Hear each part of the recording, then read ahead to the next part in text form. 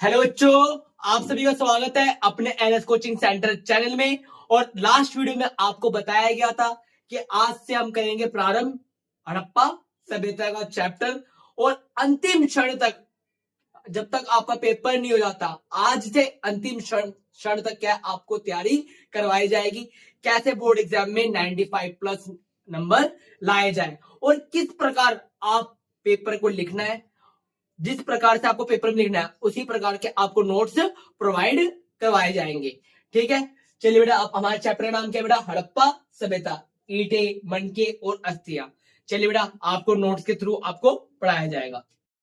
चलिए बेटा, स्टार्ट करते हैं हम। हड़प्पा सभ्यता। बेटा, आज हम आपका जो प्राचीन इतिहास की पहली बुक है, जो 12वीं की पहली बुक है, भाग 1, उसका एक पहला चैप्टर है जो, वो हम क्या करने वाले हैं? प्रारंभ करने वाले हैं।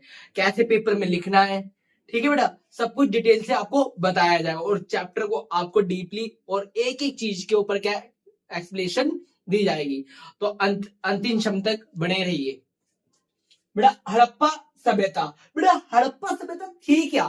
बेटा, एक शहरी सभ्यता थी। जो हड़प्पा सभ्यता थी क्या थी बेटा? एक शहरी सभ्यता थी। और बेटा, इस सभ्यता को क्या कहते हैं? कांस्यकालीन सभ्यता भी कहते हैं। क्या कहते हैं? कांस्यकालीन सभ्यता। और बेटा, हड़प्पा सभ्यता के में हमें कौन कौन से साक्ष्य प्राप्त हुए हैं? बेटा, हड़प्पा सभ्यता से हमारे को कौन कौन से साक्ष्य मिले हैं जिसके आधार पे हम कह सकते थे कि बहुत समय पहले क्या थी? एक सभ्यता थी। एक नहीं, बहुत सारे क्या थे बेटा? कारण थे। चलिए बेटा, एक एक कारण के ऊपर बात करते हैं। हड़प्पा सभ्यता में हमें खुदाई से प्राप्त हुए मृद भांड, आभूषण, आवास, औजार, मोहरे आदि साक्ष्य मिले हैं।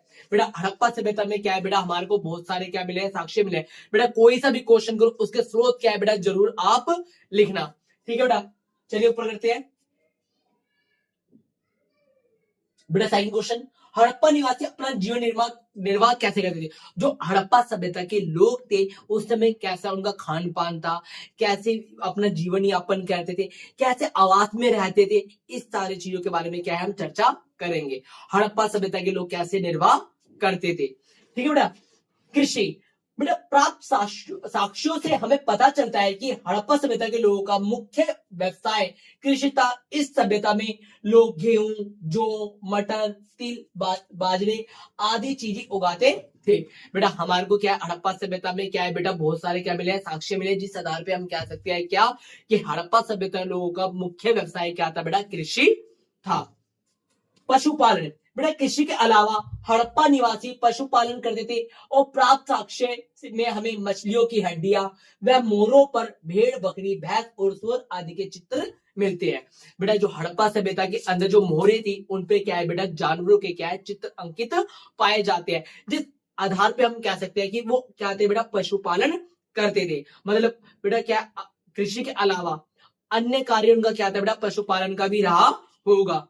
ठीक है बेटा, शिल्प तथा अन्य उद्योग धंधे। हड़प्पा निवासी वस्त्र निर्माण, आभूषण बनाना और मिट्टी और धातु के बर्तन बनाना, मनके तथा कृषि संबंधी उपकरण बनाना आदि जानते थे। बेटा, जो हड़प्पा सभ्यता के लोग थे बेटा, जैसे आज के टाइम पे बेटा फैक्ट्री है, ठीक बेटा उसी प्रकार की जो आज का स्ट्रक्चर है बेटा, सेम स्ट्रक्चर हड़प्पा सभ्यता ने भी क्या उस समय क्या कर रखा था? विकसित कर रखा था। अपने क्या थे बेटा? वस्त्र उद्योग, छोटे मोटे मृद भांड कैसे बनाया जाए, आभूषण कैसे बनाया जाए, शिल्प कार्य में क्या थे बेटा? संलग्न थे। हड़प्पा सभ्यता में नालों का निर्माण, जल निकासी प्रणाली किस प्रकार थी? बेटा, हड़प्पा सभ्यता में जल निकास प्रणाली कैसी थी? बेटा, ये क्वेश्चन क्या है? परीक्षा के दृष्टिकोण से अत्यंत महत्वपूर्ण है। बेटा, अभी से तैयारी करो कि आने वाले टाइम पे आपको क्या है बेटा? एग्जाम का डर ना हो। जब सब बच्चे डरे कि क्या होगा क्या नहीं होगा, तब क्या है बेटा? आप आराम से क्या है? निश्चिंत होकर आपकी तैयारी होनी चाहिए। बेटा, हड़प्पा सभ्यता की क्या है बेटा? जल निकास प्रणाली एक महत्वपूर्ण विशेषता थी, उसके ऊपर चर्चा करनी है। जल निकास प्रणाली नियोजित ढंग से बनाई गई थी। बेटा, ये नहीं था कि जल जहां मर्जी से इन्होंने निकालना, एक नियोजित तरीके से क्या थी बेटा? इन्होंने जल निकास प्रणाली अपनाई थी। बेटा, आज का जो सीवेज सिस्टम है सेम उसी प्रकार का बेटा सीवेज सिस्टम क्या था? उस टाइम भी था। हड़प्पा सभ्यता में सड़कों तथा नालियों को एक ग्रिड पद्धति पे बनाया गया था। बेटे, ग्रिड पद्धति का मतलब क्या बेटा? ये 90 डिग्री के एंगल पे क्या है बेटा? एक दूसरे को क्या करते थे? प्रतिच्छेद करते थे। समकोण थे। नालियां तथा सड़कें एक दूसरे के समकोण पर काटती थी। जैसे कि मैंने आपको पहले बता दिया, प्रत्येक घर से सटी हुई नालियां प्राप्त हुई थी। मोहनजोदड़ो को किन दो भागों में विभाजित किया गया था? बेटा क्वेश्चन है, मोहनजोदड़ो को किन दो भागों में क्या किया गया था? बेटा विभाजित किया गया था। मोहनजोदड़ो हड़प्पा सभ्यता का एक प्रसिद्ध स्थल है। इसकी खोज रखालदास बनर्जी ने 1922 ईस्वी में की थी। बेटा रखालदास बनर्जी ने क्या है बेटा, मोहनजोदड़ो स्थल की क्या की थी बेटा, खोज की थी। बेटा मोहनजोदड़ो का अर्थ क्या है? कंकालों का टीला, मुर्दों का टीला कहा जाता है। बेटा मोहनजोदड़ो का शाब्दिक अर्थ क्या है बेटा? मुर्दों का टीला। और जो मोहनजोदड़ो है वो क्या है बेटा, एक महत्वपूर्ण व्यापारिक स्थल था।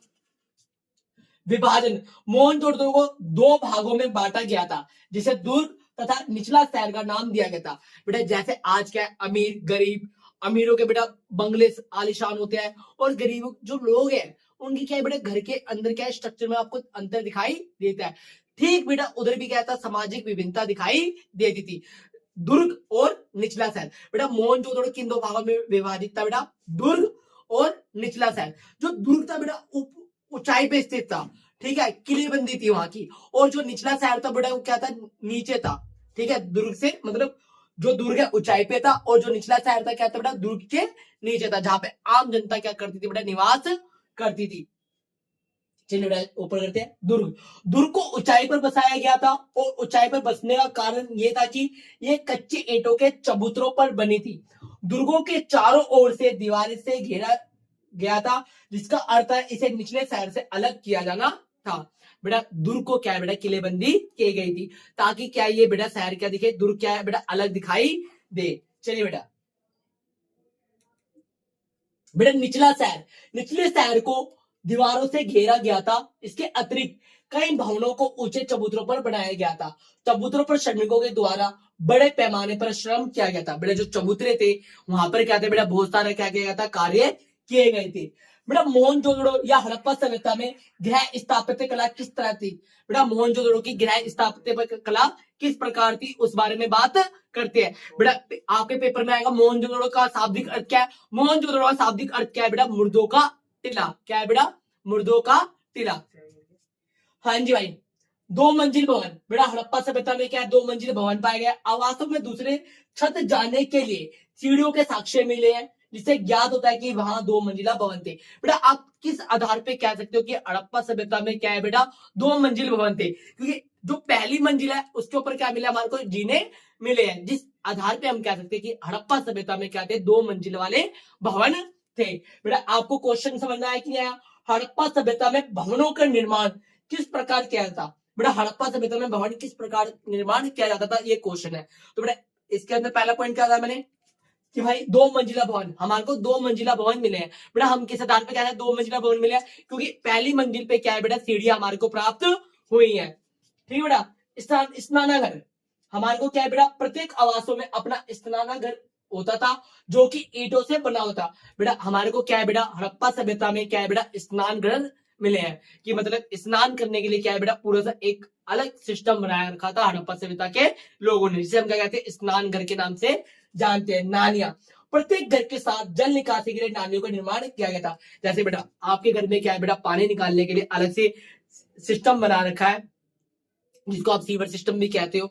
ठीक इसी प्रकार क्या है बेटा, उस समय भी क्या थी, जल निकास प्रणाली बना रखी थी। दो मंजिला भवन थे, स्नान घर थे, और बेटा जल निकास की क्या थी बेटा, उस समय सुदृढ़ प्रणाली थी। कुआं, लगभग सभी आवासों में कुएं पाए गए हैं थे।